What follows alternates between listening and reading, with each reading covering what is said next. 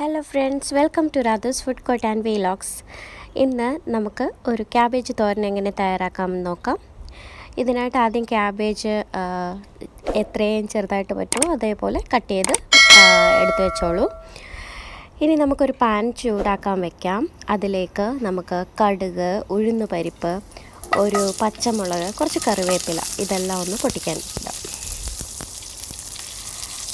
കടുകൊക്കെ പൊട്ടി വരുമ്പോഴത്തേക്കും നമുക്ക് നമ്മുടെ കട്ട് ചെയ്ത് വെച്ചിരിക്കുന്ന ക്യാബേജ് ആഡ് ചെയ്ത് കൊടുക്കാം.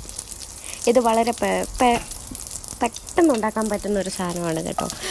വെള്ളം ചേർക്കേണ്ട ആവശ്യമില്ല, അല്ലാതെ തന്നെ ക്യാബേജ് നന്നായിട്ട് വെന്ത് കിട്ടും. സോ നമുക്ക് വെയിറ്റ് ചെയ്യാം.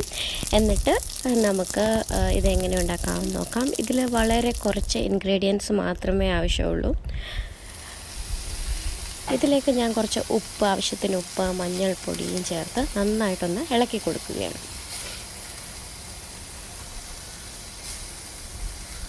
മഞ്ഞൾപ്പൊടി വേണ്ട എന്നുള്ളവർക്ക് ആഡ് ചെയ്യേണ്ട, ഓപ്ഷണലാണ്.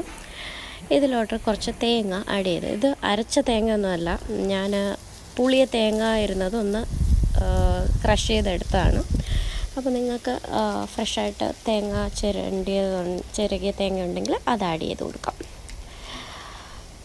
ഇത്രയേ ഉള്ളൂ. ഒരു 10 മിനിറ്റ് 15 മിനിറ്റ് കൊണ്ട് നമുക്ക് ഇത് റെഡിയായി കിട്ടും. വെന്ത് കഴിയുമ്പോഴത്തേക്കും നമുക്ക് എടുത്ത് ചോറിൻ്റെ കൂടെ കൂട്ടാവുന്നതാണ്.